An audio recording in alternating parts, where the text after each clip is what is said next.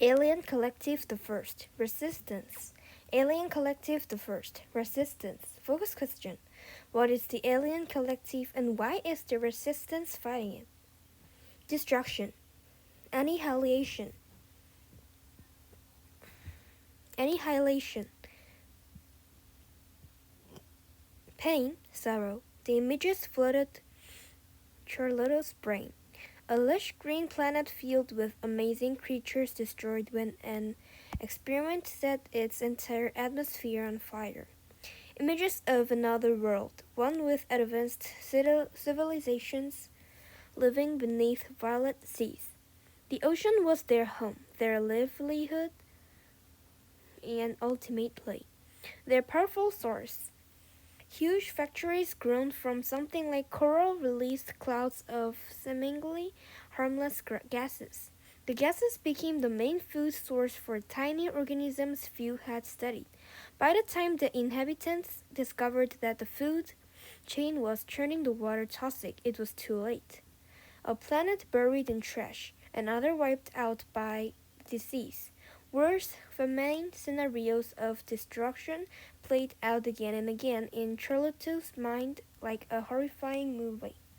How were the aliens doing this to her? The pain was horrible and didn't seem to end. To her, the aliens' message was clear: submit and change or die. 2 days earlier, Charlotte was stuffing her pack with supplies for the raid on the streets. This was what the resistance called the sterilization and re-education centers. The effort involved many resistance cells around the world attacking their sinister structures at the same time. This was the first time the resistance was attempting an attack of this scale. Charlotte wouldn't miss it for anything, even if her father refused to let her leave the compound. "You're not going. It's my responsibility to keep you safe," he had argued. It took less than a minute to pry her bedroom window open. She bypassed the security system with a paper clip and some gum. Once outside, she crept low across the dark lawn. Her father would be in Mr. Morrison's basement, a bomb shelter built in the 1150s. He'd be watching like video of the raid, looking for moments of heroism to use later. Charlotte was only 15, but she had big dreams. One day she would be in one of her father's videos and her heroism would convince people to fight the alien invasion. She hopped over the old creaky gate before sprinting down the alley to the meeting point behind the dumpster. Sam was nowhere to be seen, and for a moment Charlotte feared the worst. Seconds later, however, he came tearing around the corner, skidding into the darkness behind the dumpster. "Took you long enough," Charlotte whispered. "I had to wait until Mom was glued to her TV shows." Sam grumbled. "I was starting to think maybe you'd chickened out," Charlotte said, giving Sam a playful push. "We need to move or we'll miss everything," Sam argued. "The strike force is leaving through the east gate, but the backup force is going out the north gate. If we stay with the backup force, I don't think anyone will notice us." Sam's dad was a leader in the resistance army. He was in Mr. Morrison's basement too, most likely giving commands. Charlotte nodded, and Sam set off into the street, trying to keep the shadows. Charlotte took a deep breath and followed him. "I'm sorry," Charlotte heard in her mind. It wasn't her voice, though, or one she recognized. She opened her eyes and blinked. Her head throbbed as if her brain were trying to burst out of her skull. She was on a bed in a stark, clean room. A glowing ball near the ceiling provided a bright but pleasant light. "I know you're in a great deal of pain, but the first procedure was a success." The voice came again, but this time she could somehow tell it was coming from her right.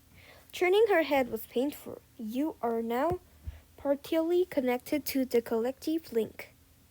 Standing near the bed was some kind of lizard person wearing a long, bright red robe with small gold bubbles. who watched her with his head slightly tilted. Lizard person is close enough, the voice said, or even lizard man, since I am male. Given your uh, experience, eh? experience, I can't understand the compression.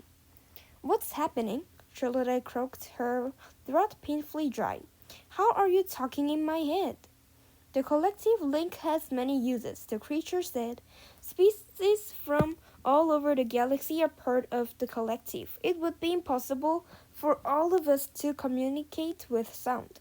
The original races developed the link as a way to translate meaning. The explanation was dumped into Charlotte's mind all at once, and it took a moment to sort it out. Painfully, she realized that if she was talking with an alien, they must have captured her. She tried to sit up, but her arms and legs were strapped to the bed, so she couldn't lift them more than a few inches. The pain in her head was so bad when she did move that she quickly gave up. The alien ignored her struggle and kept talking in her head. The tone was almost like someone talking to a small child. In simple terms, I send my intended meaning to you over the link, which translates my messages into something you'll understand. Usually it comes through as words, but it could also come through as text, images, or even emotions. So you can read my mind? Charlotte asked. Not really. I only receive messages you want to send to me or that are sent out to anyone who is listening. It takes some time to get used to it. How rude of me. Charlotte's mind was filled with a series of hisses, grunts, and gurgles. The link doesn't do well with names. If you'd like, you can give me a name of your own, though doing so isn't necessary. You simply need to think of me. The creature's face reminded her of Arte, the lizard her third-grade class cat kept as a pet. It had been her turn to take it home and care for it. Over one weekend, she accidentally forgot about it in the backseat of her dad's SUV, and it froze to death. Her dad made her buy the class a new lizard with her allowance savings. The alien looked shocked. She had apparently sent the entire memory over the link. Charlotte smiled. After a moment, she heard the creature's voice in her mind again. Arte is a fine name. It's good that you were able to remember that moment. After the link is installed, the mind has to rewire itself. Charlotte tried to bring up other memories. Everything before a few minutes ago was a blur mixed together with the horrible images of destruction and surfing. A suffering. She tried to piece together what she could. She remembered her father's bits of life before the invasion, the resistance compound, gunshots. The one constant was an intense hatred of these invaders, the collective. Don't worry, Artie said. The first procedure is always the worst. The second will be much easier. It will make sense in time. Sneaking through the north gate was easy. Charlotte and Sam simply put up the hoods on their shirts and walked out. Anyone watching likely thought they were just another pair of fighters. Once outside, they stayed a little off the road as they followed the backup force. They wanted to see the attack with their own eyes, but neither of them had a weapon. Charlotte and Sam stayed silent as they walked, careful not to draw anyone's attention. Charlotte's mind wandered to the time before the aliens invaded. She had been a normal teenager going to school, playing volleyball with friends, eating fast foods. She wished she had appreciated it more at the time. How could she have known alien ships would appear in the sky on her 15th birthday? The aliens had used their blue beams to disable all nuclear weapons, power, and the other capabilities around the globe. Her father said that it was the first attack, a warning shot to show how easily they could destroy the world. Soon afterward, world governments began collaborating with the invaders. They were forming a partnership that would make humans one of the great civilizations of the galaxy. The aliens provided free energy sources in the form of egg-shaped generators. Though only the size of a small car, each one could somehow power an entire city without any fuel. In exchange, governments began building the uh, sterilization and re-education centers in cities around the world. All humans were accepted to report and register at them. The governments also required people to do reconstruction work, planting trees, cleaning up landfills, and doing other tasks. The aliens said the work would return the Earth to a balanced and healthy ecosystem. Charlotta's head dad started trying to convince people that the aliens were really preparing Earth for colonization. His materials claimed that there were sinister motives behind the aliens' actions. First, they made humanity dependent upon free energy. Then they began using sterilization to reduce the human population to a more manageable size. Re-education was a way to make people accept the aliens' eventual rule. According to Charlotte's dad, the aliens were playing the long game. In time, they would be able to simply take over the planet without a fight. He said the human race needed to fight them while they still could. That was the beginning of the resistance. Eventually, her dad moved the family into a compound in the middle of nowhere. It was filled with hastily built houses powered by unreliable generators, but people there lived free from alien control. Sam suddenly stopped and crouched down, waving for her to stop as well. She halted, waiting for someone to happen. When nothing did, she crept carefully forward until she knelt beside him. There, a ways beyond the edges of the trees, stood Strede. It was like a mirrored tower, reflecting the lights of the city behind it. Suddenly, an explosion erupted against the shield on the south side of the tower. It filled the night with bright blue light. The attack had begun. Charlotte drifted in and out of sleep. Being awake meant an intense headache. Sleep meant nightmares of planet after planet, civilizations after civilization being destroyed. This is some sort of fortune, isn't it? She asked Arte when she saw him the next day. Why do you think that? Arte replied. Because my dad. He's important. I remember he is important to the resistant. Good, your memories were returning. What else do you remember? Trelawney glared at him, projecting an image of a locked vault.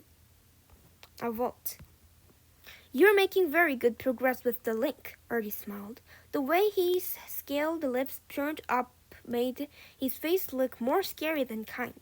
No, we are not torturing you. The pain will end soon. Your brain is processing the collective's experience, or at least part of it. It's an incredible amount of information. I understand what you're trying to do, but your threats won't get me to help you. Charlotte snapped. This is a treat, but not in the ways you're thinking. I assure you, we pose no danger to humans or Earth. In fact, the opposite is true. We're trying to save you from yourselves. I don't believe you. You're just trying to brainwash me into betraying my species like all the others. It won't work. I know that you really are invaders, conquerors, colonizers. I see you've remembered some of the resistance labels. Your recovery is going well. We should be able to perform the second procedure soon. Charlotte tried to jump off the bed, but her bones held. She struggled with all her strength, and when they didn't give, she spit at her captor. Arte simply nodded and left the room. After the first explosion, the real attack began. Bullets and grenades struck the shields in dazzling blue light. The main force focused its fire on the south side of the tower. A small team of 5 from the backup force approached the north side. Though they all carried weapons, they didn't fire. Instead, they snuck up to the tower. Then, one by one, with a flash of blue light, they passed through the shield and onto the grounds. We can't get in there, Charlotte gasped. Before Sam could reply, she sprinted across the open area. She kept close to the ground, heading towards the point where the soldiers had passed through the shield. She reached the shield at a full run, expecting to pass through it as they had. Instead, she felt a flash of pain and a tingling sensation all over her body. Everything went dark.